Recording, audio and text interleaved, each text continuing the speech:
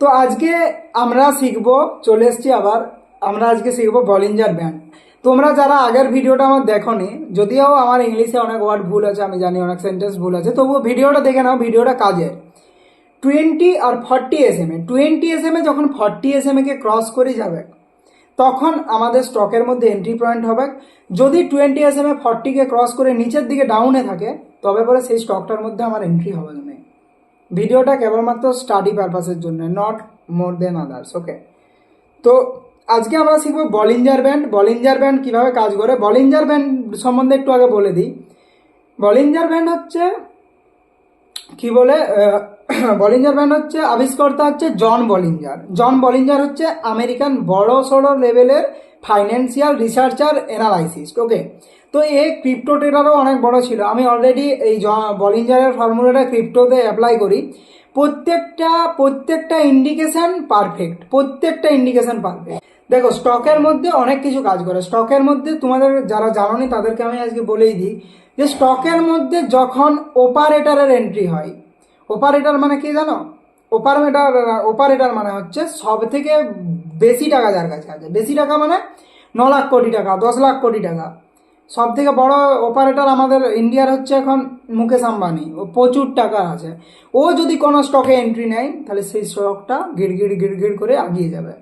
সেই স্টকের মধ্যে এন্ট্রি নেওয়ার মধ্যে বলে দিই, স্লুজন এনার্জিতে এন্ট্রি নিয়েছিল। তারপরে স্লুজন এনার্জিতে তোমরা ট্রেন্ড চেক করবে, খাটতে হবে, ডায়েরিতে লিখো যেগুলো বলছি, ট্রেন্ড চেক করতে হবে। যখনই ট্রেন্ডের বিপরীতে কাজ করবে মার্কেট, তখন তোমাকে সেই স্টক থেকে এক্সিট করে নিতে হবে।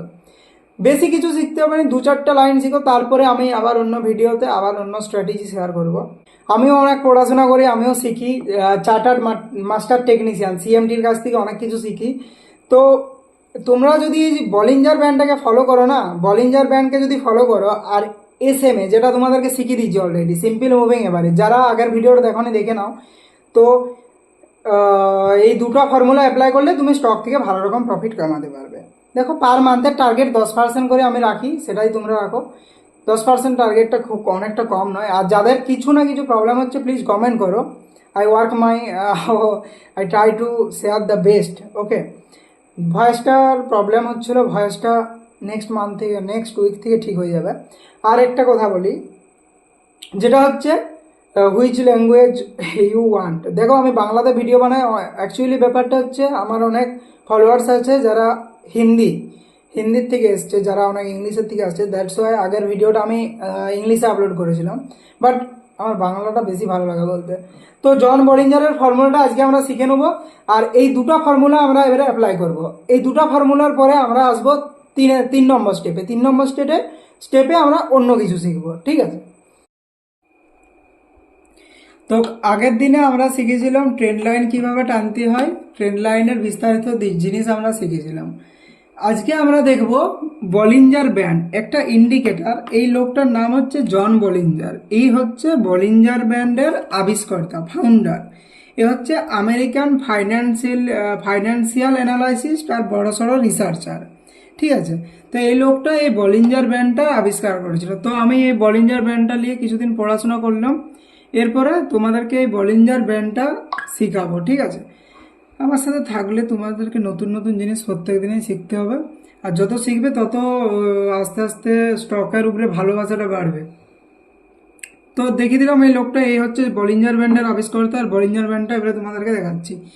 তোমাদেরকে আগের ভিডিওতে দেখিয়েছিলাম যেটা হচ্ছে কিভাবে তোমরা ট্রেন্ড লাইন টানবে, সেই ভিডিওটা আমি দেখিয়ে দিয়েছি।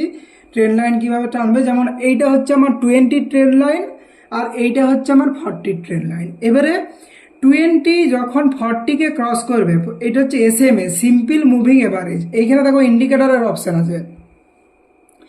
এইখানে এটা হচ্ছে নর্মাল ট্রেডিং ভিউ এর সাইট, ট্রেডিং ভিউ বলে নাম, ঠিক আছে? এটা হচ্ছে ইন্ডিকেটরে গিয়ে এখানে সার্চ করতে হবে simple SIMPLE, simple moving average. এই ফার্স্টে যেটা আসছে এটা তোমাদেরকে সিলেক্ট করতে হবে। এই ভিডিওটা তোমাদের ভালো করে আপলোড করা আছে, ভিডিওটা দেখে নেবে আগেরটা। তো এইটাকে অ্যাপ্লাই করার পরে আমাদেরকে অ্যাপ্লাই করতে হবে যেটা, সেটা হচ্ছে বলিঞ্জার ব্যান্ড। আমার অলরেডি অ্যাপ্লাই করা আছে, দেখিয়ে দিচ্ছি। আমাদেরকে অ্যাপ্লাই করে দিতে হবে। এটাকে ক্লিক করলে অ্যাপ্লাই হয়ে যাবে। অ্যাপ্লাই করার পরে এখানে দেখো বলিঞ্জার ব্যান্ডটা চলে হ্যাঁ বলিঞ্জার ব্যান্ডে চলে আসছে। এরপরে বলিঞ্জার ব্যান্ডের কাজ হচ্ছে, আমরা প্রথমে এসএমএটা শিখে গেছি সিম্পল মুভিং এবারে, যখন 20-40কে ক্রস করবে তখন সেই স্টকটার মধ্যে স্ট্রেন থাকবে। তাহলে আমাদেরকে একটা রুল হচ্ছে বলিঞ্জার ব্যান্ড ফলো করতে হবে, সেকেন্ড রুল হচ্ছে এসএমএ কে ফলো করতে হবে যখন কোনো স্টক চুজ করবো। সাপোজ এইচডিএফসির ব্যাংকের স্টকটা তোমাকে আরেকবার দেখিয়ে দিই। এইচডিএফসির ব্যাংকের স্টকটা 20 এসএমএ 40 এসএমএ কে ক্রস করেছে। ক্রস করার পরে এইখানে যদি আমার এন্ট্রি হয় এখান থেকে এখানে হচ্ছে 7.47% আমার প্রফিট। ওকে, তো এটা হয়ে গেল। এরপরে দেখতে হবে আমাকে বলিঞ্জার ব্যান্ড। বলিঞ্জার ব্যান্ডে কি হয়, বায়ার থাকে আর সেলার থাকে, তাদের দুজনের ঝগড়া চলে। সেই বায়ার আর সেলারের ঝগড়াটা কখন চলে, এই জায়গাটা, এইখান থেকে এই পর্যন্ত।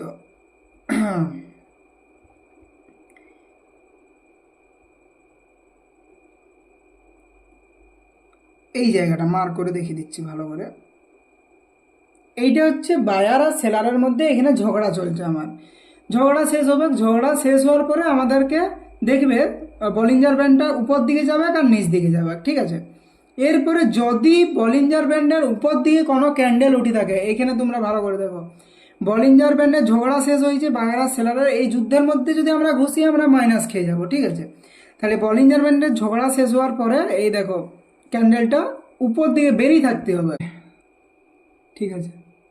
যেমন সাপোজ এইখানে ঝগড়াটা চলছিল, এখানে ইএমএটাও ঠিকঠাক এসএমএটাও ঠিকঠাক কাজ করেনি, তার জন্য স্টকটা নিচের দিকে নেমেছে, বরাবর সাইড ওয়েতে গেছে। এইখানে দেখো বলিঞ্জার ব্যান্ডের উপরের দিকে ঝগড়াটা চলার পরে স্টকটা উঠেছিল, তার জন্য ক্যান্ডেলটা উপরে গেছে। সেম সব জায়গাতেই সেম, ভালো করে লক্ষ্য করতে হবে। বলিঞ্জার ব্যান্ডের নিচ দিকে দেখো স্টকটা গেছিলো, এই দেখো বলিঞ্জার ব্যান্ড এইখানে এই জায়গাটা সব থেকে সরু জায়গা হচ্ছে এইটা, সরু জায়গা এইটা, এইখান থেকে 20 এসএমএ 20-40কে ক্রস করেছে, মানে স্টকটা নিচের দিকে নামবে। নিচের দিকে নামার পরে কি হয়েছে, আবার ক্যান্ডেলটাও দেখো রেড ক্যান্ডেলটা বেরিয়ে গেছে। তো ব্যাপারটা হয়ে গেল আমার স্টকটা নিচের দিকে যাবে একেবারে, ঠিক আছে। যারা সেলারের মধ্যে ঝগড়া শেষ হয়ে যাবে তখন আমরা এন্ট্রি করব। ওকে, এবারে বায়ারা সেলারের পরে স্টকটা এইভাবে উঠবে। এবারে এইচডিএফসি ব্যাংকের যে স্টকটা বলতে পারো সেটা উপর দিয়ে যাবে, কারণ first of all 20 SMA 40 SMA cross করেছে, ফার্স্ট পয়েন্ট এটা আমাদেরকে লক্ষ্য করতে হবে। তার মানে মার্কেট ট্রেন্ডে আছে, ঠিক আছে, মার্কেট ট্রেন্ডে আছে। আর মার্কেটের বলিঞ্জার ব্যান্ডের আউটসাইডে ক্যান্ডেল বেরিয়েছে, সবুজ ক্যান্ডেল বেরিয়েছে, তার মানে স্টকটা উপরে যাওয়ার একটা নির্দেশক দেখা দিচ্ছে। যদি কি হতো, যদি স্টকটা আমার রেড ক্যান্ডেল, মানে এই ফাইটটার পরে যুদ্ধটা হওয়ার পরে যদি একটা রেড ক্যান্ডেল নিচের দিকে নামে থাকতো, আর যদি 20 এসএমএ 40কে ক্রস করে নিচের দিকে নামে যেত, যদি সেটাও না হয়, যদি রেড ক্যান্ডেল একটা নিচের দিকে নামে কিন্তু 20 এসএম এর ক্যান্ডেল যদি উপর দিকে থাকে, 40-র উপর দিকে থাকে, তবুও স্টকটাতে আমরা এন্ট্রি নেবো না। আমরা তিনটা স্ট্র্যাটেজি ফলো করব। এক হচ্ছে ফাইট হয়ে গেল, বায়ার সেলারের ফাইট হয়ে গেল, ফাইটে কে জিতলো, ফাইটে যে জিতবে, যদি সবুজ ক্যান্ডেল জিতে, যদি বায়ার জিতে, কিংবা হ্যাঁ যদি বায়ার জিতে সবুজ ক্যান্ডেল জিতে, তাহলে স্টকটা উপরে যাবে।